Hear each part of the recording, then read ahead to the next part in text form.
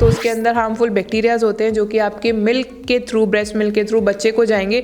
Development में दिक्कत हो सकती है, उसको इन्फेक्शन हो सकता है, डायरिया हो सकता है, बहुत ज़्यादा वॉमिट हो सकती है कि बच्चों को वो जो स्मेल है ना काफ़ी इफेक्ट करती है। इसकी वजह से वो कई बार होता है कि माँ का जो दूध है छोड़ना शुरू कर देते हैं, avoid. Hi guys, welcome back to my channel. मैं हूं आपकी दोस्त गरिमा और आज मैं लेकर आई हूं आपके लिए बहुत ही ज़्यादा इन्फॉर्मेटिव वीडियो। आज इस वीडियो में हम जानेंगे कि कौन कौन से फूड हमें ब्रेस्ट फीडिंग के ड्यूरेशन में अवॉइड करनी चाहिए। यानी कि अगर जो मदर ब्रेस्ट फीड करा रही हैं उनको किन किन चीज़ों का ख्याल रखना है, कौन कौन से फूड जो हैं स्पेशली नहीं खाने हैं जो कि बच्चे के लिए और उनके लिए बिल्कुल ठीक नहीं है। सो आइए, without wasting any time, let's get started. पहला जो फूड है दैट इज़ कॉफ़ी। कॉफ़ी जैसे कि आप सबको पता है कि थ्रू आउट द प्रेगनेंसी में मना किया जाता है कि कॉफ़ी बिल्कुल नहीं लेनी है। अगर लेनी भी है तो फर्स्ट ट्राइमेस्टर के बाद में 150 to 200 ml तक के लिए बोलते हैं कि थोड़ी सी कॉफ़ी चलेगी, बट बहुत ज़्यादा कॉफ़ी नहीं चलेगी। इनफैक्ट जो लोग कॉफ़ी एडिक्टेड होते हैं, कॉफ़ी लवर्स हैं, उनके लिए तो स्पेशली एक तपस्या होती है कि भाई अपनी कॉफ़ी जो है वो नहीं लेनी है अनटिल अनलेस आप डिलीवर कर दो। फिर उसके बाद में जब तक आप ब्रेस्ट फीड करा रहे हो तब तक आपको कॉफ़ी अवॉइड करनी है। कॉफ़ी क्यों मना करते हैं? कॉफ़ी इसलिए मना करते हैं क्योंकि उसमें हाई क्वांटिटी ऑफ कैफीन रहता है जो कि बच्चे के लिए बिल्कुल ठीक नहीं है, क्योंकि वो बच्चे को तो बहुत ज़्यादा इरिटेट करता है। बच्चा जो है वो हमेशा जगा रहेगा, उस रेस्टलेसनेस होती रहेगी और स्लीप डिप्राइव होगा एंड उसको थोड़ा सा इंडाइजेशन भी हो सकता है अगर आपने एक्सेस अमाउंट में coffee Lee. 150 ml to 200 ml तक अगर लेते हैं कॉफ़ी, दिन में एक बार लेते हैं तो कोई प्रॉब्लम नहीं है। बट अगर एक्सेसिव अमाउंट में आप कॉफ़ी लेते हैं कि दिन में 2 से 3 बार 4 बार कॉफ़ी या चाय इस तरीके से अगर पी रहे हैं तो वो बच्चे के ऊपर डायरेक्टली इफेक्ट करता है क्योंकि आप ब्रेस्ट फीड करा रहे हैं। नंबर 2 है सिट्रस फ्रूट्स। सिट्रस फ्रूट्स वैसे तो बहुत ज़्यादा अच्छे होते हैं, वाटरी होते हैं, विटामिन सी से भरपूर होते हैं, बट आपको एक लिमिटेड अमाउंट में और बहुत ही कम क्वांटिटी में उसको खाना है क्योंकि वो बच्चे के लिए ठीक नहीं है। उनकी जो स्टमक है वो अपसेट हो सकती है, उनको इन्फेक्शन हो सकता है, लूज मोशंस हो सकते हैं बच्चे को। उसका जो स्टमक है वो उतना मैच्योर नहीं हुआ है क्योंकि इतना छोटा सा बच्चा है।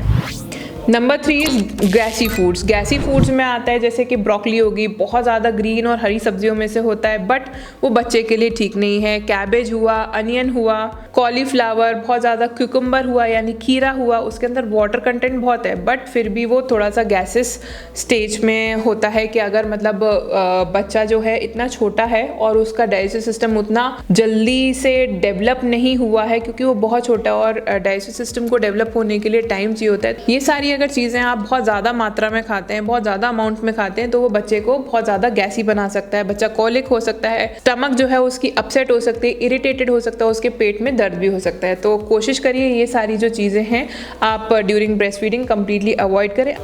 Number 4 is alcohol. एल्कोहल जैसे ड्यूरेशन प्रेगनेंसी के ड्यूरेशन में मना करते हैं, इसी तरीके से ब्रेस्ट फीड की ड्यूरेशन में भी जब तक आप ब्रेस्ट फीड करा रहे हैं बच्चे मना करते हैं क्योंकि एल्कोहल जो है बेबी के लिए बहुत ज़्यादा डेंजरस है।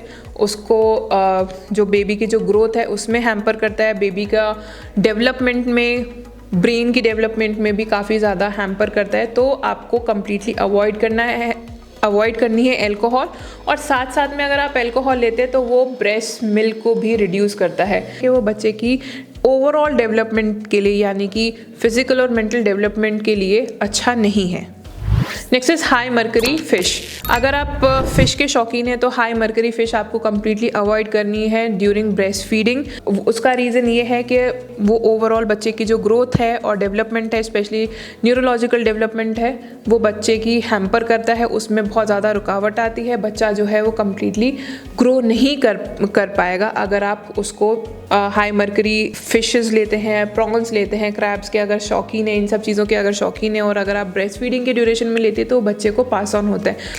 Next is smoking. अगर आप स्मोकिंग करते हैं देन प्लीज़ ब्रेस्ट फीडिंग में आप कम्प्लीटली स्मोकिंग को अवॉइड करें, which is not at all good for you as well as for the baby. उसका रीज़न ये है कि वो ओवरऑल बच्चे की जो ग्रोथ है और डेवलपमेंट है, स्पेशली न्यूरोलॉजिकल डेवलपमेंट है, वो बच्चे की हैम्पर करता है, उसमें बहुत ज़्यादा रुकावट आती है, बच्चा जो है वो कम्प्लीटली ग्रो नहीं कर पाएगा। Next food is garlic. Garlic की जो स्मेल है वो ब्रेस्ट मिल्क के अंदर चली जाती है एंड उसकी वजह से क्या होता है कि बच्चों को वो जो स्मेल है ना काफ़ी इफेक्ट करती है एंड इसकी वजह से वो कई बार होता है कि माँ का जो दूध है, डायरेक्ट ब्रेस्ट मिल्क है, वो छोड़ना शुरू कर देते हैं, अवॉइड करना शुरू कर देते हैं। बाकी कुछ कुछ होता है कि कुछ कुछ बच्चों को वो चीज़ अच्छी लगती है। सो बेटर है अगर आप गार्लिक खा रहे हैं तो उसको बहुत ही मिनिस्कुल, बहुत ही कम अमाउंट में खाएं, अदरवाइज आप बेटर है कि गार्लिक को अवॉइड कीजिए during breast feeding. Next is dairy products. अगर मदर्स डेयरी प्रोडक्ट ले रही हैं तो एक तो लिमिटेड अमाउंट में ले एंड रॉ या कच्चा तरीके से खाने की ज़रूरत नहीं है। अच्छी तरीके से दूध को बॉईल करेंगे। अगर आपको पनीर खाना है तो पनीर को भी अच्छी तरीके से कुक करके देन फिर उसके बाद में आप थोड़ी क्वांटिटी में लीजिएगा, क्योंकि अनपास्चराइज्ड मिल्क अगर आप लेते हैं तो उसके अंदर हार्मफुल बैक्टीरियाज होते हैं जो कि आपके मिल्क के थ्रू, ब्रेस्ट मिल्क के थ्रू बच्चे को जाएंगे एंड उसकी वजह से बच्चे को दिक्कत हो सकती है, उसके डेवलपमेंट में दिक्कत हो सकती है, उसको इन्फेक्शन हो सकता है, डायरिया हो सकता है, बहुत ज़्यादा वॉमिट हो सकती है एंड वो फिर बच्चे के लिए थोड़ा सा ठीक नहीं है। Next is spices. अगर आप स्पाइसी खाना खाने के शौकीन हैं तो बेटर है कि अपनी स्पाइसेस के जो लिमिट है उसको बहुत कंट्रोल्ड वे में आप खाइएगा, क्योंकि बच्चे को अगेन डाइजेस्टिव सिस्टम उतना रेडी नहीं होता, उतना डेवलप नहीं है जिससे कि वो सारी चीज़ों को जो भी आप खा रहे हैं उसको बहुत आसानी से अडेप्ट कर ले। तो मेक श्योर कीजिए कि आप अगर स्पाइसेस खा रहे हैं तो लाल मिर्च का उपयोग जो है वो बहुत कम कीजिए। खड़े मसाले आप खा सकते हैं बट वो भी बहुत ही कम क्वांटिटी में, क्योंकि आपके ब्रेस्ट मिल्क के थ्रू बच्चा फीड करता है, उसको इरिटेशन होती है, बच्चे को जलन होगी, रैशेस भी हो सकते हैं उसकी स्किन पे, इंडाइजेशन हो सकता है, कोलिक हो सकता है, वॉमिटिंग, डायरिया, इस तरीके की चीज़ें बच्चों को ज़्यादा हो जाती हैं। नेक्स्ट इज़ कॉर्न यानी मक्के के दाने। कुछ कुछ बच्चे होते हैं और बच्चों का जैसे मैंने आपको बताया कि बहुत ही छोटे होते हैं, न्यूबॉर्न होते हैं, उनका ओवरऑल बॉडी का सिस्टम उस तरीके से हर चीज़ को अडेप्ट नहीं करता, तो काफ़ी सारे बच्चों को रैशेस होने के ज़्यादा चांसेस होते हैं, एलर्जिक हो जाते हैं। तो बेटर है आप मक्के के दाने, कॉर्न्स, भुट्टा, ऐसी चीज़ें ब्रेस्ट फीड के ड्यूरेशन में अवॉइड करें। देन इज चाइनीज़ फूड जैसे चाउमीन हो गया, अगर आप सुशी खाते हैं तो इन सब चीज़ों को till the time you are breast feeding the baby इन सब चीज़ों को अवॉइड करें, बिकॉज बच्चे की जो बॉडी है वो एक्सेप्ट नहीं कर पाएगी एंड उसकी वजह से उसको डायरिया और वॉमिटिंग हो सकता है। जो मैंने आपको ये चीज़ें बताई हैं उनको तो आप कम्प्लीटली अवॉइड करिए। सो फ्रेंड्स, होप आपको मेरी वीडियो पसंद आई होगी। प्लीज़ लाइक एंड शेयर करना ना भूलें, चैनल को सब्सक्राइब जरूर करें एंड मेरे कमेंट बॉक्स में कमेंट जरूर करें। So then see you soon in the next video. Thank you.